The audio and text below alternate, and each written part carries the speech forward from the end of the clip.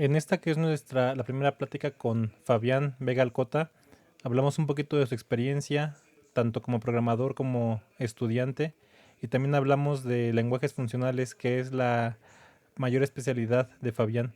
Hablamos también de la mejor manera de aprender programación y de algunas cosas que ambos creemos que se pueden mejorar en la enseñanza de la programación. También hablamos de Haskell un montón, de cómo aprenderlo. Y finalmente hablamos de otras cosas como lenguajes como Elm, Mojo y además cómo poder aprovecharte de estas nuevas tecnologías para hacer mejores cosas. Espero que te sirvan esta entrevista y espero que tampoco sea la última con Fabián Vega. Esperemos que pronto vuelva al canal. Espero que la disfrutes.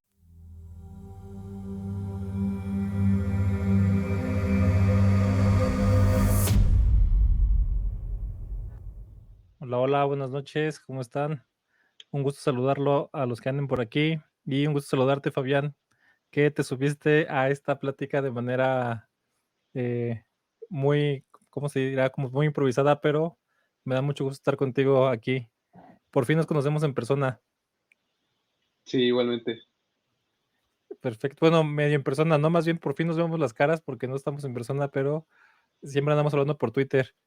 Pues bueno, para dar un poquito de contexto sobre Fabián, te voy a dar mi percepción sobre ti, Fabián, ahorita en vivo. Esa percepción no la hablamos antes de estar atrás de cámaras, pero mi percepción sobre Fabián es que es una persona bastante clavada sobre los lenguajes funcionales, sobre teoría de lenguaje, sobre desarrollo en general, que le gusta bastante meterse. Me gusta mucho me gusta mucho lo que yo veo de ti en las redes, Fabián. Te digo, no hemos platicado más profundamente y ahorita vamos a hablar de eso, sobre que no te conformas con saber ni lo más popular en primera, ni tampoco quedarte con las cosas de hasta arriba, sino siempre andas profundizando. Entonces siempre veo que haces preguntas muy, muy justamente enfocadas en eso, en entender qué es lo que está pasando detrás. Y también veo que luego te andas diciendo, no diciendo de cosas, pero andas discutiendo más bien sobre esas cosas de lenguajes funcionales y así, con Camilo Chacón y también con se me fue su nombre, el que tiene su newsletter de Recursión Infinita, ¿cómo se llama? Esta- Ah, soy súper malo en los nombres, sí, ¿no? sí, bueno, Pero es sí, una sí, persona que también escribió un libro de Django, no sé si, creo que es español, y sí. que también está ahí. Entonces, pues, un gusto tenerte aquí por fin, Fabián. Qué bueno que te diste la vuelta. Cuéntanos de ti un poquito, a ver si mis percepciones son correctas o qué rollo. Bueno, primero que nada, gracias por, por permitirme este espacio. Yo aquí te sigo hace tiempo, creo que habíamos hablado una vez por un Jaden en Twitter, hablaba un poquito sobre Elixir y Phoenix. Y nada, eso. Y bueno, han pasado personas bastante geniales en todo el tema de desarrollo de software y todas esas cosas. Y por ejemplo, sigo mucho a Miguel, creo. Y eso, no, claro. En cuanto a mi perfil, soy desarrollador de software. Hace poquito estuve trabajando como ingeniero de datos y nada. Hace ya como unos 2, 3 años ya me empecé a interesar mucho por la programación funcional, a meter muy en las profundidades del iceberg que es Haskell y todo lo que es todas esas cosas. Y aprendí mucho en el camino, entonces, y dado mi encanto por todo lo que es el computer science y todo lo que, eh, como dije antes, la informática en general, he ido profundizando en varios temas y, no sé, tengo un gran gusto por no quedarme con las cosas de la superficie. Y nada, y voy compartiendo mi aprendizaje, mi opinión y mis pensamientos, las cosas que voy haciendo de vez en cuando. Y eso, intento mantenerme activo y aprender mucho. Es básicamente un pasatiempo. A veces no, aunque no sea siempre como lo más sano, estar programando y leyendo todo el día, pero es de las cosas que más me gusta y más disfruto hacer. Sí, oye, y ahorita, ¿qué haces laboralmente? Bueno, ¿trabajas, todavía estudias? Te ves muy jovencito, entonces Sí, probablemente tengo no la duda. tengo, Sí, sí, duda común. Tengo 24 años, estudio todavía y trabajo. Entonces, hace poquito estuve como ingeniero de datos y llevo como un mes así sin trabajar. Estoy en proceso de búsqueda, así que si algún reclutador por ahí me ve, hola. Y eso. Bueno, mira, estamos a punto de qué bueno que me dices esto, estamos a punto de la empresa, empezar con un proyecto que yo creo que a ti te gustaría mucho, a lo mejor después de cámaras te lo cuento y a ver, qué bueno que me dices esto, pero bueno, sería interesante, o sea, me gusta tu perfil como para trabajar mucho contigo. Algo que me pasa aquí en el canal, y con las Ujú. personas que he ido conociendo, es que he ido armando mi dream team. A muchos no me alcanza para pagarles justamente, o sea, por ejemplo, Miguel, ¿no? Ni con chuchos me alcanza para pagarle, pero haz de cuenta que muchos de los que han pasado por aquí me han armado como mi dream team, o sea, como me gustaría trabajar con este, con este, con este y con este, ¿no? De hecho, con la mayoría de los que han pasado por aquí, sería un sueño trabajar para mí, o armar un equipo con ellos sería como algo así. Entonces, digo, yo te considero una persona bastante enfocada en eso. Y pues bueno, ya, entonces, ¿qué lenguajes funcionales sabes ya, Fabián? ¿Sabes Haskell? ¿Cuál más? Phoenix, bueno, Elixir, ¿sabes Clojure o algo así? Eh, no, a ver, Haskell es el único como que domino. He utilizado Elixir, así como para hacer pruebas y como para trastear un poco el lenguaje. Pero más allá de eso, no he tocado Lisp, por ejemplo, que es como el más común. Creo que la gente debería comenzar por Lisp en vez de por Haskell, tal vez. Eh, ah, He probado Elm. Hace poquito hice un juego con él. No sé si lo conocen, se conoce ELM. Un lenguaje muy bonito, muy versátil, muy fácil de utilizar y se puede crear cosas con ello muy rápido. El otro que también he utilizado, que va por la misma línea, es PureScript, que más que utilizarlo, como que intenté aprenderlo y en su momento quise crear algún side project con ello, pero no cuajó nada. Así que todavía tengo ahí en mente utilizarlo con un framework que se llamaba... eh, se me olvidó su nombre ahora, que era muy interesante. Era como un React, pero totalmente tipado y con un nivel de seguridad muy grande en nivel de tipos. Alogen, sí, muy interesante.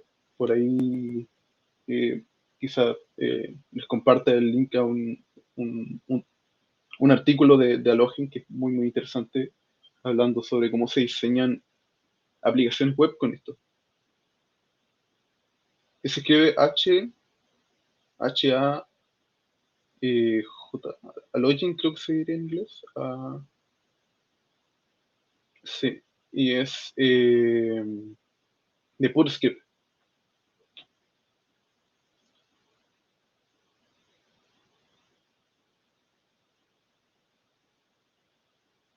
Exacto, Alogen PureScript, tendría que buscarlo. Dado que son lenguajes tan nichos, es difícil encontrarlo fácilmente. Ese mismo. Muy interesante este framework. Y eso, en los lenguajes funcionales, lenguajes no funcionales que he tocado ha sido Python. Eh, no es mi lenguaje favorito. Yo creo que cuando uno aprende un lenguaje ya muy a cabalidad, es como el lenguaje que Python es el lenguaje que más dominio tengo, y cuando uno aprende un lenguaje muy a cabalidad, muy profundamente, se da cuenta de las cosas que no son tan buenas del lenguaje y empieza como a no quererle tanto. Entonces Python es como una versión amor-odio, puesto que tipos opcionales por ahí que paso por referencias que uno no sabe que está por referencia, cosas por el estilo. Entonces por ahí tengo una relación amor-odio con Python. Y nada, bueno, he tocado un montón de otros lenguajes, pero más que nada por probar, por saber cómo son y por ello. C, C++ lo he usado en la universidad, por ejemplo.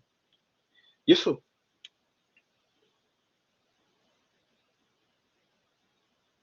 Perdón, estoy hablando en mudo.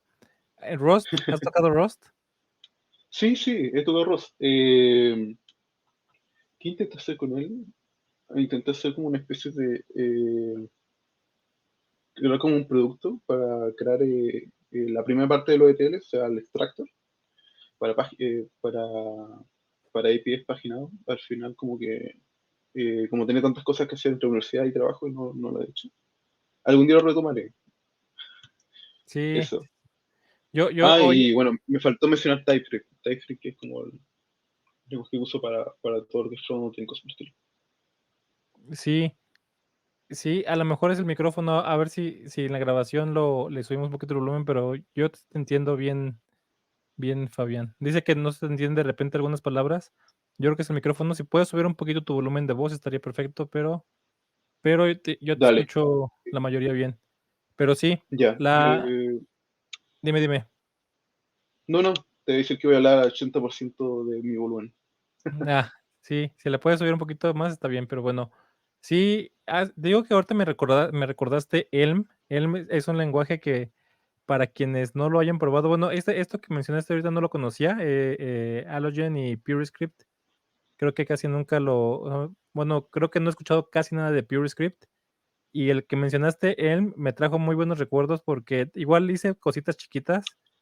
Ah, pero quienes no hayan probado Elm es una maravilla de lenguaje, ¿no? Una de las cosas que no sé si todavía garantice, pero que te decía que garantizaba era que si compilaba, y bueno, ya cuando te ofrecen eso me da un poquito de cosa que qué tan difícil es que compile, pero bueno, te dice que si compila te garantizan que no hay errores en tiempo de ejecución, ¿no? No sé si todavía Claro. lo Eh, prometan, pero se me hace bueno, bastante interesante.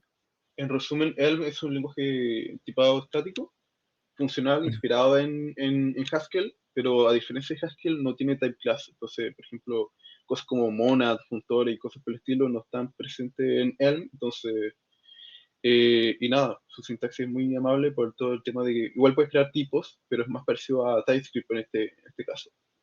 Sí, sí, es muy interesante. Y bueno, lo que deben de saber de esto es un lenguaje para frontend que, pues, escribes de manera funcional y compila a JavaScript, ¿no? Bueno, Sí, algunos exacto. le dirían que transpila JavaScript, pero bueno, yo creo que la palabra que otros entienden es compila a JavaScript. Y bueno, tiene JavaScript Interoperation, está interesante. Entonces, hay algunos como enfermos de lenguajes funcionales que han metido todo su stack en el lenguaje funcional, ¿no? Se van a Elixir, por ejemplo, o sea, de hecho por ahí hay un stack que es Elixir y Elm en el frente, ¿no? Y entonces pues ya tienes todo en funcional. Pero pues sí, o sea, creo que ha avanzado, yo no le he puesto tanta atención y no sé si tenga cosas como ya en producción o siga siendo como, pues, bastante, digamos, no tan. ¿Tú sabes si hay algo en producción de esto?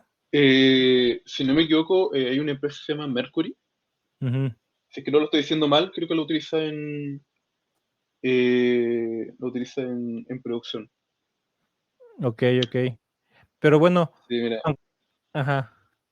no, nada, Ah, estaba viendo en el chat que Camilú compartió el juego que hice en él, que tengo ahí ah, público privado. sí, lo voy a poner Claro. lo vean. Perfecto. Y bueno, yo iba a decir que sobre él, que aunque no sea un lenguaje que vayas a utilizar en producción, creo que te puede dejar muy buenas ideas para hacer mejor JavaScript. A final de cuentas, aprender más de esto. Y bueno, yo creo que para la mayoría de los programadores que no es tu caso, Fabián, aprender por lo menos un lenguaje funcional les va a ayudar a tener mejores ideas a programar, ¿no? Yo me imagino que tú empezaste con ¿qué? ¿Con C? Sí, en la universidad el primer lenguaje que toqué fue Python 2.7. Ajá, Después fui a C++ y de ahí me quedé entre C y C++. sí. Y claro, Y y después me tiré a aprender C Sharp porque quería hacer videojuegos. Estuve ujú. experimentando con Unity, claro. Oh, órale, pues le has entrado bastante. Te iba a decir, en tu universidad empezaron, bueno, ¿en dónde aprendiste en la universidad o en la en la escuela media superior a programar? Eh, Por tu cuenta. eh, creo que por ahí, por la secundaria. Aquí se divide en educación básica y media secundaria. Y por ahí por la educación media estuve haciendo un poquito de HTML y JavaScript porque lo vi creo que en un curso de Plapsi, que era gratuito, entonces ahí empecé a tocar un poco el tema, pero ya formalmente ya aprendí como tal en la universidad, con ¿cómo se llama? Diagramas de flujo y cosas por el estilo. Sí, sí, sí. Entonces aprendiste más que nada por tu cuenta. Yo creí que en la escuela te habían enseñado con Python. Dije: "Órale, qué buena escuela en la que empezaron con Python". Pero no, dices que aprendiste Eh, por tu lado. no, más que nada aprendí en la universidad, con los diagramas de flujo y después tenemos a Python. Okey, okey. Ah, bueno, a mí se me hace muy buena idea eso de, o sea, de la universidad se me hace muy buena idea que te enseñen con Python en vez de enseñarte con C. ¿Tú cómo lo sentiste? ¿Sentiste feo tu paso de Python a C++? Eh, la verdad es que sí, me acuerdo que estaba súper, súper perdido y me acuerdo de mis compañeros también que no entendían nada de cómo, qué significaba compilar, qué significaba Mm, esto, porque en Python tú estás acostumbrado de tú apretas run y listo, el IDE que trae el Python por defecto y tú pones ya y se corre. En cambio, con el compilador tienes que preocuparte que esté compilando, que pase esto aquí, y ya ni te hablo de los segment default que te voy a encontrar con C y cosas por el estilo.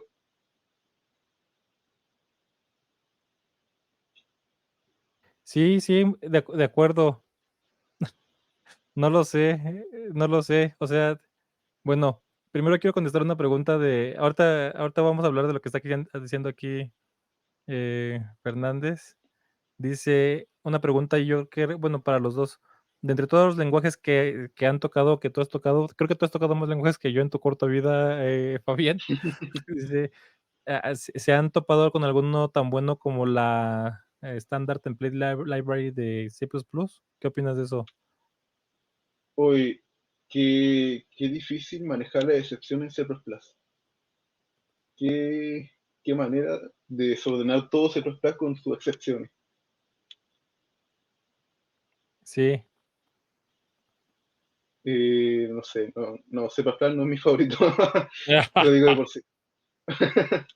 Sí, sí, yo la verdad es que yo no le entré mucho a C++, yo lo más que hice fue C y de ahí pasé a Java en la escuela.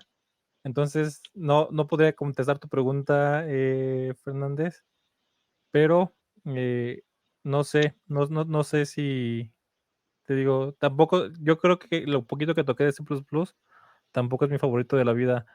Ahorita les voy a Eh, ajá, dime. no sé, quería dar mi opinión, en que en caso de C y C++, creo que se puede hacer código muy bueno, pero hay que tener mucha experiencia en ello. Y nada, la cuestión es el nivel de la curva de aprendizaje, es como entrar al lenguaje, entender cómo funcionan las cosas ya abajo, como a bajo nivel, y ya luego entender cómo los expertos escriben en el mismo lenguaje. Sí, sí, sí. O sea, por ahí hemos hablado varias veces de esto y a lo mejor tú lo has escuchado, y no sé si tú lo has escuchado también, Fernández, es que el que un lenguaje prometa que te puede dar mejor rendimiento y que pueda servir mejor para ciertas cosas, no significa que tú puedas hacer eso. O sea, por ejemplo, un Ferrari, ¿no? O sea, con un Ferrari puedes recorrer una pista de carreras en, no sé, en 2.30 segundos, ¿no? Claro, pero eso lo puede hacer un piloto profesional. Si tú te subes a un Ferrari, pues seguro lo vas a chocar, ¿no? O sea, y lo Sí, intentas correr al exacto. máximo, seguro lo vas a chocar. Lo mismo Ujú. pasa con las demás, con los lenguajes de programación. Aunque con el lenguaje puedas hacer esas cosas, no significa que tú directamente tengas la experiencia y el tiempo para hacer esas cosas, ¿no? Entonces, pero sí, iba la siguiente cosa que quería resaltar es la que dice aquí Fernández, dice que por ahí traíamos una discusión en Twitter de si es mejor aprender con lenguajes de bajo nivel o de alto nivel. Bueno, hay quienes considerarían que todos los lenguajes que hacemos hoy son de alto nivel, ¿no? En primera, como desde C para arriba son de alto nivel porque no tocas instrucciones directas de la máquina, pero bueno, para nuestros estándares, C y C++ son de más bajo nivel que Python. Y quiero compartir este meme que está aquí. Bueno, tiene muchas versiones. A ver, denme un segundito. Aquí está. Y ahí también tengo mis opiniones respecto a aprender esto. A ver, díganme si la ven. Ahí está. Entonces, esto es lo que te pasó a ti, ¿no, Fabián? O sea, tú aprendiste Python después de C++, más bien C++ después de Python y te llevaste un buen susto. Y aprender Claro, Python después de aprender C++ es como aprender casi cualquier cosa después de C++ o de C, es una, es un, pues es fácil relativamente. Y eso lo digo relativamente porque no sé si Fernández sí has tocado lenguajes funcionales, pero no tienen nadita que ver con C++, ¿no? O sea, aunque siempre te dicen que si aprendes C, todo lo demás es sencillo. Mi experiencia cuando aprendí Elixir me rompí la cabeza, no, nada de lo que había aprendido sobre programación tenía nada que ver con los lenguajes funcionales. Y no sé si fue tu sí, experiencia. ese fue un tema interesante. Yo en la universidad tuve una asignatura que se llamaba lenguajes de programación, Ujú, y ahí tocamos Python, C, Java, Haskell y Prolog. Y claro, cuando pasamos de todos los paradigmas imperativos, que era C, Python y todos estos lenguajes, y Java, programación orientada a objetos, y pasamos a Haskell y pasamos a Prolog, fue un rompero de cabeza.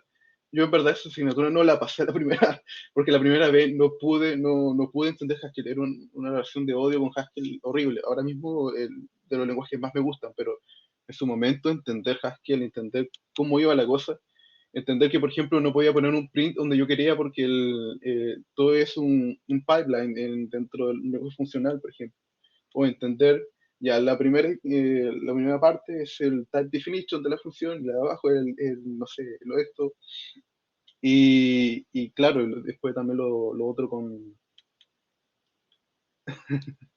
y después también lo otro de los side effects que se manejan con Monad y ya, no, es una locura, en verdad, entender, aunque aprendieras muy a profundidad todo el tema de C++, Python, lo que sea, entender Haskell la primera tal vez sea un rompedero de cabeza.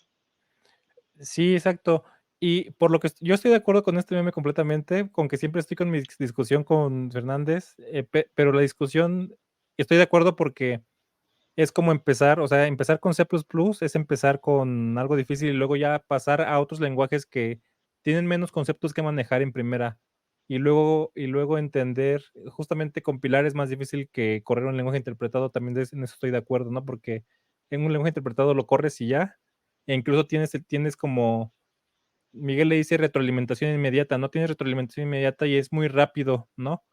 Yo creo que para aprender los conceptos fundamentales y digamos que ponértela difícil está bien aprender con C++, pero creo que, y esto es una opinión que a lo mejor no muchos están de acuerdo, es todos los que aprendimos con C o C++, estamos aquí a pesar de haber aprendido con C++, porque siento que eso se tronó a muchos, o sea, eso es como, pues la mitad de los cuates que aprendieron o que vieron esto, se echaron para atrás de la programación y dijeron, yo no quiero hacer esto, ¿no?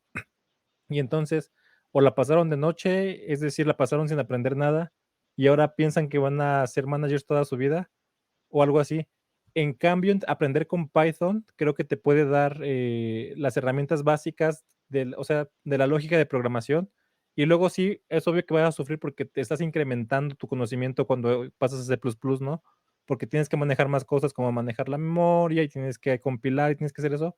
Pero creo que ese avance gradual es mejor para mantener a los alumnos interesados que ponerles la paredzota que es C++ o que es C de frente y a ver cuántos la pueden saltar. O sea, esa es mi opinión.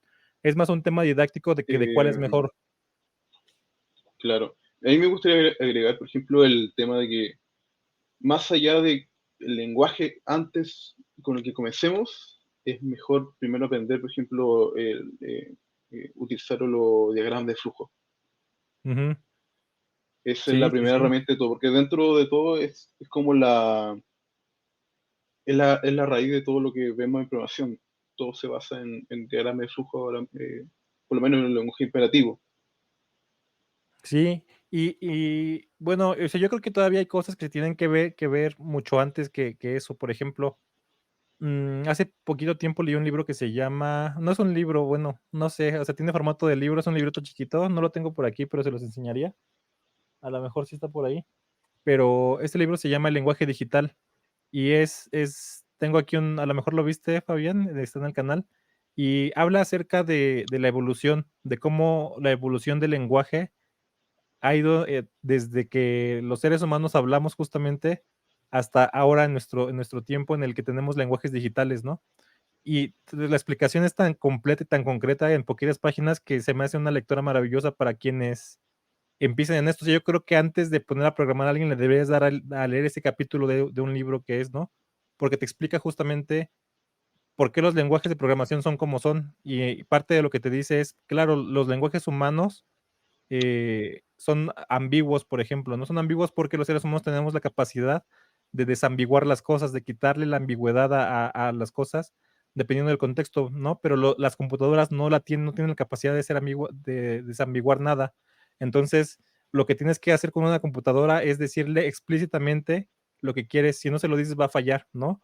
Entonces, algo que me pasaba cuando yo estaba empezando a programar me preguntaba muy seguido de por qué si la computadora sabe que aquí le falta un punto y coma, ¿por qué no se lo puso ella sola, no? O o esos errores súper groseros que tiene. O sea, algo muy común y que con el tiempo comprendes te dice aquí el compilador de ese te dice unexpected token, ¿no? Y todo así como, ¿qué es eso de unexpected token? Si te explicaran antes qué es un token y por qué te está diciendo que es un token no esperado y todo eso, yo creo que también te podrías reducir un montón de frustración y son cosas que tampoco es que te cuesten años entender antes de empezar a programar, ¿no? Entonces, ¿qué opinas de eso? O sea, yo creo que entre los lenguajes, entre las herramientas que tú dijiste son esas cosas, es primeramente comprender cómo funciona una computadora, te lo deberían dar antes de empezar a programar, ¿no? Segundo, ¿por qué los lenguajes de programación son así? ¿Qué estás haciendo realmente cuando programas, no? Y esta parte de la lógica del flujo de la lógica, digamos, mediante los diagramas de flujo, creo que son muy importantes. ¿Se te ocurre alguna otra cosa, Fabián, que deberían de enseñarte antes de empezar a programar? No, y bueno, quería agregar, no sé si estoy tan de acuerdo con lo que dijiste, porque me acuerdo del pasado arquitectura de computadores y vimos exactamente eso.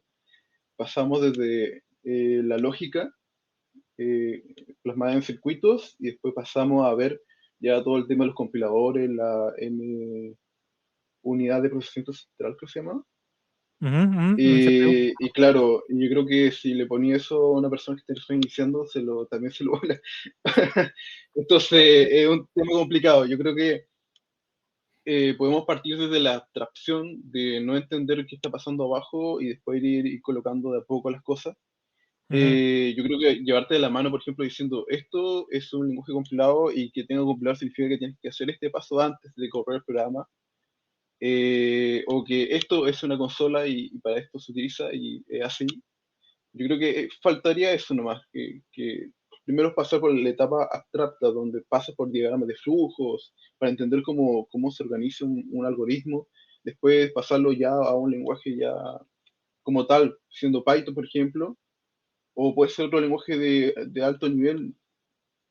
JavaScript no se me ocurre porque es muy inconsistente, pero no sé, Elixir, por ejemplo, eh, incluso Elm también podría ser un ejemplo, y otros lenguajes más, y ya luego eh, llevarte un poquito de la manito, decirte, este es el stack con lo que uno empieza a programar, y ya esto es C, por ejemplo, o esto es Rust, o esto es tu lenguaje ya de más bajo nivel que te permite el manejo de memoria. Y yo creo que ya con eso ya podrías tener como un bien afianzado tu terreno para poder aprender más cosas. Sí, puede ser. O sea, estoy de acuerdo contigo en que si te dan arquitectura de computadoras en el primer semestre de la universidad te van a tronar. Yo no estoy diciendo que Sí, te den arquitectura de computadoras antes de eso, sino que nada más te den como una embarrada, ¿no? O sea, como te digan, está hablando de los tokens porque los lenguajes se procesan así, ¿no? Te digo, hay muchos conceptos que yo no tenía claros cuando empecé a programar y te digo, yo creo que estoy aquí a pesar de eso, no gracias a eso, porque los seres humanos tendemos a confundir los obstáculos con las causas a veces y entonces yo siento que muchas de las cosas que contra las que persistes a veces son justamente, no es que estás aquí por eso, sino es más bien estás aquí a pesar de eso y si te lo hubieran hecho más fácil, a lo mejor hubieran aumentado las probabilidades de que estés aquí. pero estoy de acuerdo, o sea, mi punto es, hay muchas cosas que no te enseñan antes de empezar a programar que deberían de empezar, y a lo mejor debería ser un conjunto de cosas porque este Alex, un amigo que también anda por aquí a veces, menciona que una de las cosas de las formas más efectivas de ayudarte a aprender es hacerlo disfrutable, ¿no? Y él da el ejemplo de que cuando alguien quiere aprender en bicicleta, lo primero que tienes que evitar en sus primeras clases es que se caiga, porque si se cae, justamente le metes miedo, por ejemplo, para volverlo a intentar y entonces retrasa su aprendizaje un montón, ¿no? Entonces, lo mismo más o menos sucede aquí. Y respecto a los lenguajes de programación o las computadoras en general, siento que alguien podría poner el ejemplo de, ¿a poco para manejar un carro necesitas saber cómo funciona por adentro? Pues no, pero necesitas saber ciertas cosas básicas, como por ejemplo, si vas a aprender manual, vas a aprender que el clutch, ¿no? Que es una parte técnica, digamos que es una parte interna, ¿no? O tienes que aprender lo de las velocidades y entonces tienes que aprender ciertas cosas antes de manejar. Pero la otra cosa es, una computadora es mucho más compleja que un carro, ¿no? O sea, un carro te puede dar, pues, o sea, bueno, sí es mucho más compleja también como máquina, ¿no? Y también para manejarla es mucho más compleja, puedes hacer millones de cosas más con una computadora que con un carro, ¿no?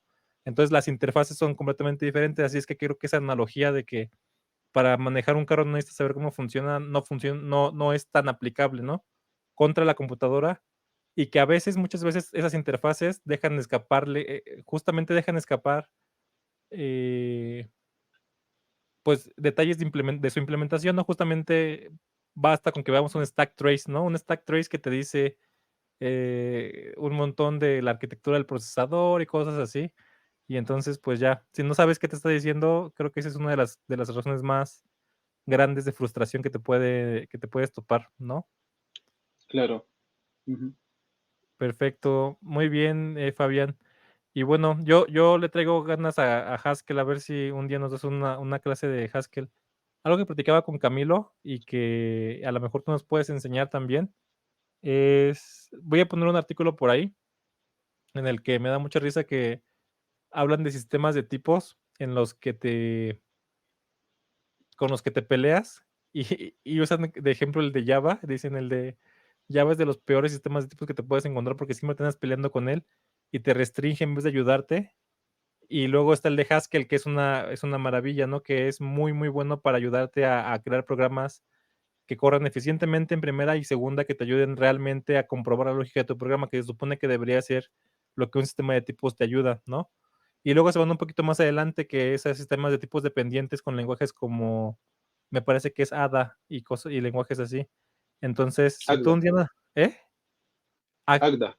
Agda, exacto, Agda, exacto. Si tú luego nos puedes dar una clase de tipos en Haskell, estaría buenísimo, ¿no? ¿Cómo ves? ¿Te avientas?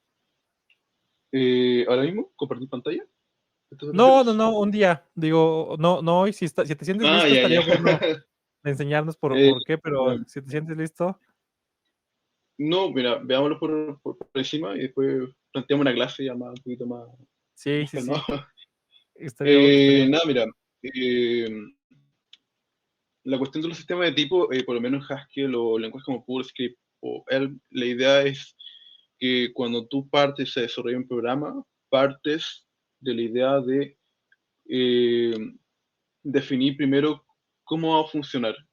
Eh, no, mejor dicho, no cómo va a funcionar, sino que cuáles son como las reglas, cuáles son los bloques básicos de tu programa, y eso tú lo defines como tipos. Eh, y eso mismo es lo que tú planteas en lenguajes como TypeScript o lenguajes como Haskell o Elm. Entonces, tú partes diseñando tu programa a partir de estos tipos. Y nada, eh, de ahí puede entrar mucha complejidad en el tema de eh,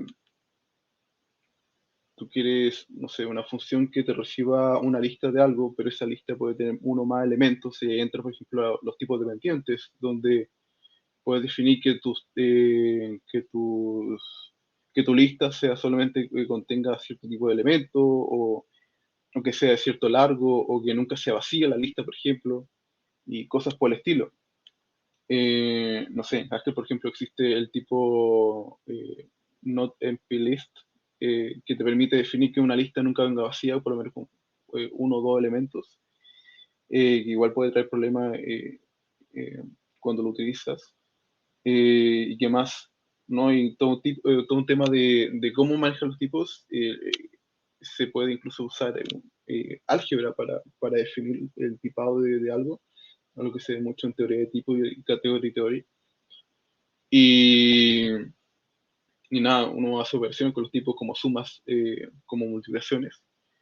Y nada, no sé, creo que me fui por las ramas. No sé si quedó claro más o menos cuál es la idea del tipado, que es básicamente el core es partir diseñando tu programa a partir de tipos. Ujú, ujú.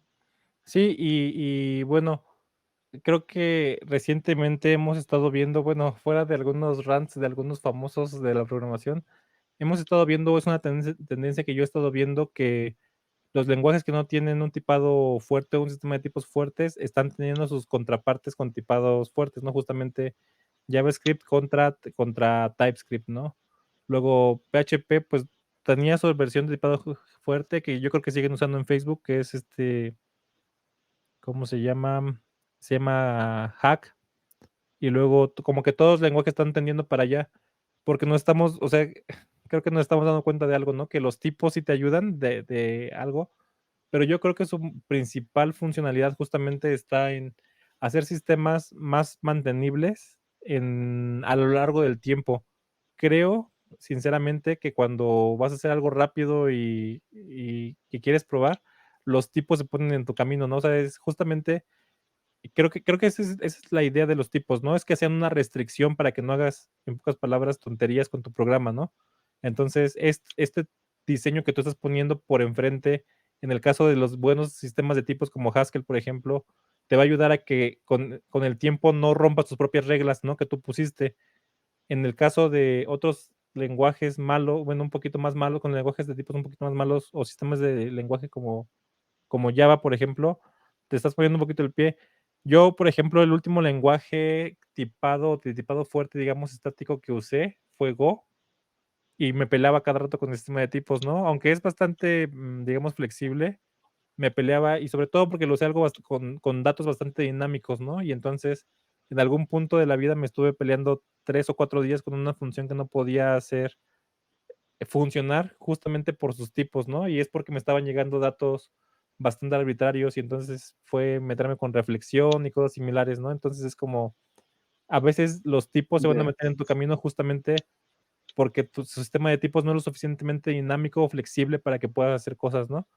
Y no sé si has visto que le van a meter tipado a Elixir, ¿no? Y creo que están metiéndose en teoría como bastante avanzada. Creo que le están diciendo tipado, no sé si lo has visto, tipado gradual, no sé qué no, no, tipo no he de visto. tipo le están metiendo, pero te digo, yo creo que ahorita el consenso es los tipos sí ayudan, pero tenemos que reconocer que sí son más trabajo y sí son más, sí son un obstáculo a veces, ¿no? Entonces, Claro, eh, es que por lo que te decía, cuando tú trabajas con tipo, tienes que primero plantearte en diseñar tu programa antes de hacer las cosas. Entonces, por lo general, los programadores tenemos la mala costumbre de partir al tiro, armando todo antes de tener el plano. Entonces, es como que, ¿qué pasa? Si quieres hacer una casa para el perro, puedes tomar un par de tablas y construirla. Pero si vas a construir una casa para una persona o un edificio, mejor toma el plano y después construirla. O si no, el baño va a quedar en medio de la sala o de cosas por el estilo, ¿me entiendes? A eso va el tema del tipado. de acuerdo completamente. Bueno, muy bien, Fabián. Y bueno, mira, aquí estoy poniendo un artículo que habla de los tipos de Elixir. También si tú lo quieres leer, se llama Set Theoretic Types. No he leído tanto, pero mi, mi- lo que yo sé de Elixir es que casi siempre están así en la rayita de lo que se puede hacer, ¿no? De hecho, ellos mismos se burlan de sí mismos porque dicen que están esperando a que este cuate John Hughes, que es un gran teórico de la programación funcional, saque un Ujú. paper para resolver sus problemas y entonces los implementan, ¿no? Entonces Elixir y esos cuates están así en la rayita de lo que se haya descubierto o investigado sobre la programación funcional. Entonces, si le quieren echar un ojito, ahí está. Mm, y bueno, Súper y de todos interesante. estos, perdón, perdón. No, nada, dije súper interesante. Sí, sí, es interesante. Y bueno, ¿qué nos puedes contar de Haskell, Fabián? ¿Se usa en producción en algún lado de manera fuerte? Según yo, sí, ¿no? Se usa en Sí, sí. Facebook, por ejemplo. Sí, Facebook creo que era un ejemplo que tú usabas, no sé si actualmente se utilizará. Hay empresas como Seroquel, como Mercury y otras más que ahora mismo no me acuerdo. El mercado no es tan grande, pero claro, se utiliza en producción. Principalmente tiene una plataforma de desarrollo web bastante fuerte, consolidada más que nada. Eh, Ahora mismo se me olvidaron el nombre del framework que tiene, que son para desarrollo de servidores. Nada, se usa para el desarrollo de compiladores. Bueno, como un lenguaje de programación se puede utilizar para todo, pero esos son como saberes más fuertes. Y nada, todo lo que son las interfaces como los CLI y cuestiones así. También es bastante bueno para ese tipo de cosas. Eh, y nada, Sí, aquí puse un artículo en el que se habla acerca de eso de Haskell en producción en la empresa que se ujú. llama Seroquel, ¿no? ¿A qué se dedica Seroquel? ¿Sabes? Es un laboratorio de investigación. Hace poquito postulé a ellos, por desgracia me dijeron que no. Pero son un laboratorio de investigación, más que nada. Eso ponen en su título y hacen cosas muy, muy geniales con Haskell, con todos estos lenguajes funcionales, con Nix también, y eso. Fíjate que yo había llegado a ellos por otro lado, o sea, ahorita que estoy viendo su landing page, yo había Ujú. llegado a ellos por algo, pero no me acuerdo por qué. Y de hecho llegué y dije: "Qué empresa tan buena se veía", Sí, y pero no me acuerdo por qué llegué a ellos, y ahora que me dices que usan Haskell y todo este tipo de cosas locas.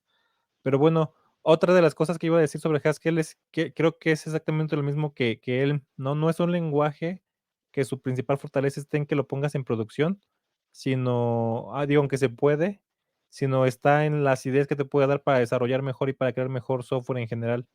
Entonces, s o sea, creo que te puede cambiar la visión y es parte de lo que decíamos hace rato. Cuando cambias tu forma de bueno, creo que eso se entiende poco, ¿no? Lo de los paradigmas de programación. Estoy de acuerdo con que eso de los paradigmas de programación es una visión un poquito, ¿cómo se dice? Pues un poquito desfasada, ya no es tan actual porque casi con todos los lenguajes puede hacer todos los paradigmas, ¿no?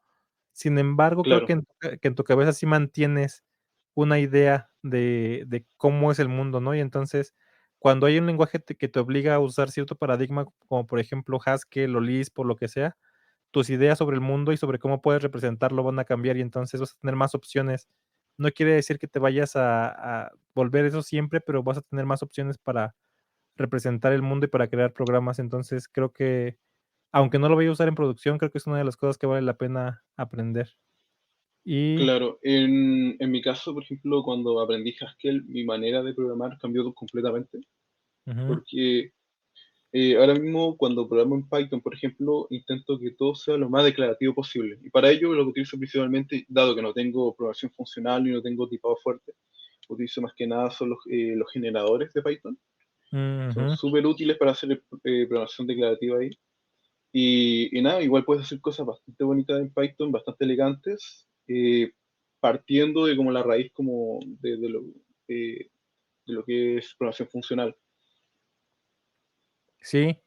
Oye, y hablando de Python y de esas cosas avanzadas, ¿ya le echaste un ojito a Mojo? ¿A Mojo, el lenguaje este de Sí, sí, sí, sí. modular? Quedé bastante emocionado. Quedé bastante emocionado con Mojo. La verdad es que me gustó bastante. Por lo general, cuando nacen estas como cosas de moda así y todos empiezan a compartirlo, no las pesco mucho, pero después cuando bajan un poquito las ganas alrededor, empiezo a verlos. Y el otro día me empecé a verlo y la verdad es que me pareció bastante genial. Resuelve algunas cosas que yo como que no me gustaban mucho, de que cuando se pasan las cosas se pasan por referencia en Python, pero tú no sabes que están por referencia. Entonces, si modificas, por ejemplo, una lista y la lista también se modifica fuera y los side effects ahí se vuelven locos. Y incluso tienen planeado añadir trace, que es como el type class. pero en otro lenguaje. No sé, Scala, por ejemplo, tiene, Rust también tiene traits. Y nada, me pareció bastante genial y bastante... Nada, si en algún momento se empieza a volver un poquito más famoso, yo creo que voy a tirar a aprender un poco más de Mojo más en profundidad. Ujú, sí, Creo que se puede hacer cosas de cool ahí. sí, fíjate que a diferencia de otras cosas que llaman mucho la atención, yo creo que Moyo no llamó tanto la atención y o sea, porque vi que hablaron un poquito de él, pero, pues, se apagó muy rápido, digamos, que la llama del chisme con Moyo, Sí, y siento que es porque no se entiende mucho lo pues, qué va a hacer, ¿no? Echándole un poquito más de ojo, yo ya lo estoy probando también, no he hecho mucho con él, lo estoy probando, pero echándole un poquito más de ojo, y este artículo que voy a poner aquí, que se llama Mojo maybe the biggest programming language advance in decades. Eh, les voy a poner aquí para que lo lean.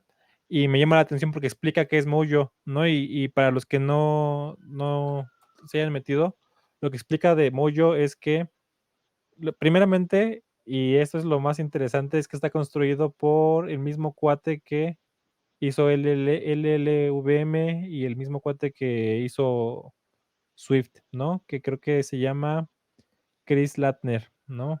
A ver, déjenme ver por aquí. Si no me estoy equivocando. Sí, aquí está Chris Latner, ¿no? Que es un gran desarrollador de este tipo de cosas, ¿no? Y luego la cosa que dice es que, pues, él quería hacer su lenguaje ideal con Swift, ¿no? Y entonces se fue a Apple, pero, pues, justamente por todas las restricciones que tienes por trabajar ahí en Apple, pues no pudo desarrollar lo que quiere. Y entonces ahora eso es lo que está haciendo con Mojo, ¿no? Con Mojo y con Modular es lo que está haciendo. Está haciendo, pues justamente lo que él se imagina que debería ser el lenguaje ideal. Y, y aquí explica que es justamente que es, aquí está, dice en su corazón, dice que Mojo es como azúcar sintáctica para la representación intermedia que LLVM usa en su lenguaje, sí, pues en su procesamiento de los lenguajes, ¿no? Entonces, para los que no sepan qué es el LLVM también, el LLVM es la cosa o el compilador o digamos que el framework para hacer compiladores en el que están basados todos los lenguajes modernos, ¿no? Está basado en el Rust, Julia y Swift, ¿no? Y entonces dice eso que Mojo es eso, es azúcar sintáctica para representación intermedia. Entonces, lean este artículo, está buenísimo. Y justo por eso me emocionó a mí Mojo, ¿no? Y luego todo lo que están relacionando, o más bien desarrollando alrededor de Mojo, que es una plataforma completa enfocada en inteligencia artificial, o sea, en procesamiento de inteligencia artificial en infraestructura, se ve bastante bueno también. A ver si después le echamos alguna prueba un poquito más fuerte. Pero sí, entonces ya también lo descargaste, Fabián. no lo he descargado, leí su documentación, me empecé a... Estuve un buen rato ahí mirando Ajá. y nada, eso. No Sí, lo he bueno, probado todavía. si no lo tienes, ya hace 2 o 3 días sacaron su versión para Mac. Si tienes Mac, y para Linux ya la tenían desde hace bastante tiempo, para que le eches un Ya. ojito, está bastante bueno. Muy bien, Fabián. Te iba a decir otra cosa, y bueno, quiero resaltar el comentario de aquí de Fernández. ¿Te tocó esto en la universidad, Fabián? Que gente se decepcionó de la programación justamente por lo difícil que estaba y ahora dicen, sí, yo no soy de esto, yo quiero ser manager siempre o quiero ser diseñador o lo que sea. Eh, no me tocó verlo, pero es porque soy un poquito antisocial. No, soy muy introvertido. Entonces, mi grupo era muy pequeño y todos los que estuvimos ahí, como que aprendí. Eh, Introducción, en contexto. En mi universidad son puras carreras de ingeniería y creo que algunas de licenciatura y arquitectura. Entonces, y todas las ingenierías tienen un tronco común. El tronco común tiene sí, tienen Python. Entonces, y mi grupo éramos todos de plan común, que es como ingenieros sin saber para dónde se van a ir. después nosotros elegimos para qué cosa hacer y ahí yo elegí informática y una compañera eligió ingeniería civil y los otros también elegimos informática. Entonces no me tocó ver eso de que no, esto no es para mí, me voy a otro lugar, me vuelvo humanista o no me tocó verlo. Sí, sí, a mí me tocó bastante. O sea, yo creo que la mitad o más de la mitad de mis compañeros no se dedicaron a esto, sino se dedicaron a algo similar, pero justamente no programación, sino otras cosas, ¿no? Igual que a Fernández nos tocó bastante, y yo creo que tiene mucho que ver con la forma en la que te lo enseñan. Pero bueno, muy bien, Fabián, pues vamos cerrando, pero antes de cerrar te quería preguntar, justamente tú que estudias tanto y tú que le das tan duro a aprender, si tienes algunos recursos que nos recomiendes para aprender, pues, sean libros, cursos, plataformas, lo que sea. Eh, Algo que tú ya mira, constantemente consumas. claro, hoy no me acuerdo exactamente el nombre del libro. Cuando comencé con Python y empecé a especializarme con este, aprendí un libro, creo que se llama, no era Clean Code con Python, algo así. Eh, no se me acuerdo ahora. Y tengo otro que estaba leyendo ahora, que hace, hace no mucho comencé a trabajar en un side project que se llama Kike, y estoy haciendo un intérprete para un lenguaje funcional, para una implementación de cálculo lambda. Entonces, me estoy basando en este artículo que es muy interesante, que explica cómo crear Haskell dentro del mismo Haskell. Entonces, te lleva de la mano creando el Lexer, creando el parsing y el AST, todas estas cosas. Y nada, está muy bueno, muy interesante. Eh, y si También si me nos puedes dejaran pasar navegar en... de el link a Kike, también estaría bueno Ok, para que hoy lo no sabes los dolores de cabeza que sufrió con esto, con ese proyecto. me imagino, mira, aquí está, Sí. exactamente Haskell dentro de Haskell Inception, exacto. A ver, Y, por ejemplo, hace poquito empecé a aprender NixOS. Y eso, como el núcleo de Kike ahora mismo, por lo menos para levantar infraestructura, para todas las cosas, todo está hecho en NixOS, entonces he sufrido bastante ahí aprendiéndolo, pero uno no aprende tanto, uno no puede llegar tanto, a aprender tanto como de sus errores, entonces ha sido muy emocionante aprenderlo. sí, sí, es que bueno que lo dices eso de que a veces, o sea, a veces cuando más aprendes es cuando sufres, ¿verdad? Sufres haciéndolo. Ah, muy bien. Sí, sufres mucho. Así Y nada, creo que eso por ahora, no tengo más artículos así como al tiro para mostrarles. Perdón, al tiro, me salió un chilenismo, perdón, de inmediato. Eh, eh, no, eso, tendré ah, que buscar déjame algo más que compartirles. fíjate que no sé por qué cuando copio, a ver, déjame darle. Cuando copio me ¿Ese sale es, como ese sí, es aquí Quique? está. Sí, aquí está ya, Ah, ya ya, listo. ya. También lo voy a Creí que poner ahí lo para tenía que en le echen privado. un ojito, Ok, para que le echen un ojito. Perfecto, muy bien. Y libros de Haskell, si yo quisiera aprender Haskell, ¿tú recomendarías alguno, Fabián? sí, el clásico que es el Learn Haskell. Eh, for Great Good, sí, se llama. Ujú. Ese libro es gratuito y es muy llevadero para aprenderlo. Sí, sí, Ah, lo este, tienes ahí. aquí Ah, está. no, pero aquí está. Te envío este link, mi Julio. Perfecto. Con ese aprendiste tú. Eh, sí, ese fue el primero que aprendí y el otro que estaba aprendiendo era. No lo he terminado, se llama Category Theory for Programmers. Ese lo tengo impreso aquí aquí lo imprimí. Pero bueno, ese no sé si yo lo recomendaría. Yo lo empecé a leer y está bastante difícil. Este, Sí, sí, sí. o sea, Pero nada, es como abrirte el mundo abrir tu cabeza al mundo de todas estas cosas. Y nada, Sí, Sí, es sí, muy teórico, muy, muy difícil. Pero a mí me gustó bastante. Yo con un libro de notas, intentando pensar y entender lo que intentaban decir. Pero eso sí, mensaje, no necesitan Category Theory para aprender Haskell. Category Theory es como una rama aparte, entonces no es necesario, no es obligatorio. Si quieren aprender sí, Haskell, utilicen el primer libro que les recomendé, si no, sí. eso.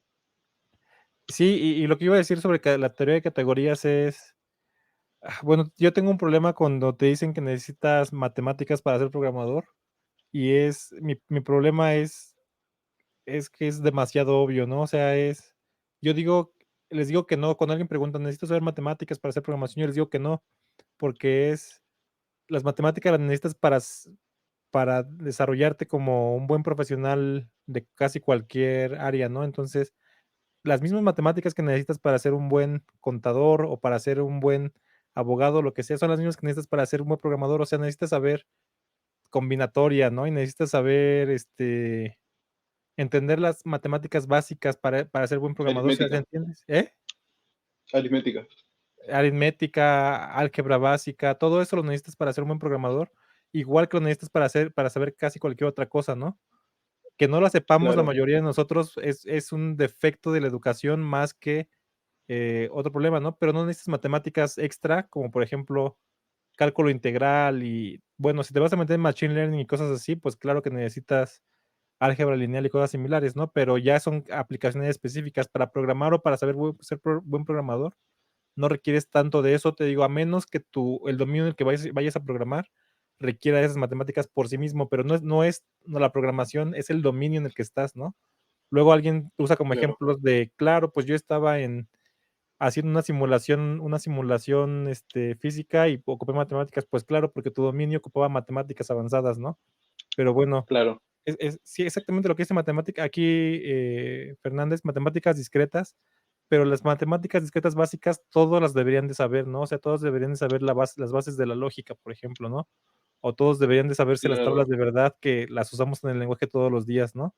Este Entonces, tema de la relación igual era útil, pero no sé si es tan aplicable. A ver, eso. No sé si conociste este tema de las relaciones, de relaciones. Um, Cuando A implica B, B implica C, que es una simétrica. Más. Este es el sí, momento que se te olvidan las cosas en la materia. Sí, mal momento. Eh, sí, sí, Sí. Sí, o sea, por ejemplo, esta parte de las funciones, ¿no? Y de las funciones biyectivas, inyectivas y no me acuerdo qué otra cosa, pues a lo mejor lo vas a ocupar en algún punto de tu carrera, pero no creo que sea tan necesario. Y estoy de acuerdo que las matemáticas discretas se ocupan en programación porque son casi, casi matemáticas discretas la programación, pero, pero las matemáticas discretas básicas todos las sabemos, o todos los deberían de saber, ¿no? Entonces hay muchas obviedades que se dicen sobre la programación. La teoría de categorías es lo que iba para allá con la teoría de categorías, que es una parte de las matemáticas. No necesitas saber teoría de categorías para programar, pero si quieres entender, por ejemplo, un sistema de tipos de manera profunda, necesitas saber teoría de categorías, porque un sistema de tipos es una categoría, ¿no? Es un sistema de categorías. Y todo este tipo de cosas, o sea, si quieres aprender ciertas cosas profundas de las teorías de lenguajes de programación, necesitas aprender esto, ¿no? Pero no creo que se requiera para ser un buen programador. Yo creo que es más por curiosidad intelectual, ¿no crees? sí, sí. No, claramente porque soy intelectual. Ahora mismo yo creo que en el software una relación directa entre teoría de categorías y la programación no está. Yo creo que todavía no existe. Pero eh, podemos investigar el tema, podemos saber si es que hay aplicaciones en esto, podemos, por ejemplo, modelar un sistema a partir de tipos y monas y monoides y todas esas cosas, eh, pero no existe como una relación directa ahora mismo como tú puedes decir como category driver development, no existe todavía ese tema. Ujú. Pero Es bueno, más un tema de investigación, un tema de si te gusta meterte en las cosas más profundas y no tenés miedo a las matemáticas, dale, súper interesante. sí, exacto. Es más algo interesante que algo tenga que ver directamente con que te va a ser un super programador, ¿no? Pero bueno, Exacto. muy bien, Fabián. Gracias por tus recomendaciones y les voy a poner también aquí en las notas del episodio. Y pues muy bien, ¿quieres cerrar con algo, Fabián? Ya es tarde en Chile, Nada, ¿no? sí, sí, ya son las 2 de la mañana. Nada, muchas gracias por la invitación. Ya hace rato quería conversar contigo y a ver si algún día nos encontramos también con Miguel. Eh, Nada, súper interesante. Ojalá siga haciendo este tipo de entrevistas que en verdad yo lo sigo y por lo menos lo escucho. Son un buen podcast.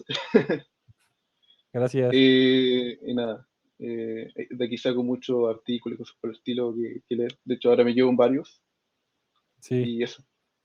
Sí, bueno, lo de hoy mostró otra cara de nosotros, que es con Miguel casi siempre estamos hablando de lo que él le llama y que me gusta mucho cómo le dice que son cosas sociotécnicas, ¿no? Con él casi siempre estamos hablando de o liderazgo, management, o cómo tratar con las personas, o arquitectura.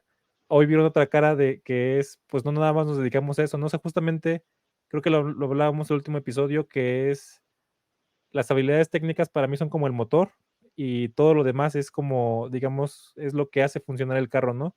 Ninguna de las dos es útil sin lo otro, ¿no? Y nos gusta también bastante clavarnos en eso. De hecho, yo estoy dando clases en un bootcamp ahorita de ciencias de la computación y me da mucha risa porque veo mis clases comparadas con las de otros profesores y las mías están clavadísimas en cosas justamente de este estilo, ¿no? Y luego me da miedo perder a los alumnos de, pues, este cuate en qué cosas está metido, pero bueno, creo que las dos partes son importantes y comparto contigo eso que tú también te clavas bastante, Fabián. Entonces, me dio mucho gusto tenerte aquí y te digo, estás invitado a un capítulo con Miguel cuando tú quieras. Si quieres esta misma semana, le voy a decir para que esté aquí. Nada más que lo vamos a hacer un poquito más temprano para que no te duermas tan tarde. Y la otra cosa, Sí, estás invitados a darnos una clasecita de Haskell, ¿cómo ves? De comparar justamente cómo se resuelve. O sea, lo más interesante sería, digo, lo que más me gusta a mí es un sistema de tipos y la otra cosa es cómo se resuelven problemas de manera completamente diferente, ¿no? O sea, cómo es que cambió de una solución completamente imperativa en un cierto lenguaje como C, por ejemplo, a otro lenguaje como en Haskell. ¿Cómo ves? perfecto. Sí, habría que pensarlo, dar hartas vueltas para armar como algo que sea entendible y que sea enseñable. Y nada, Sí, eso. perfecto. Podemos agarrarnos un lead code para hacer como la diferencia entre. Tengo por ahí un lead code interesante, uno de unas compuertas de agua que está interesante, que se resuelve más o menos de manera fácil y de manera imperativa y podríamos buscar la solución funcional, ¿cómo ves? Ah, dale, sí, sí. Va.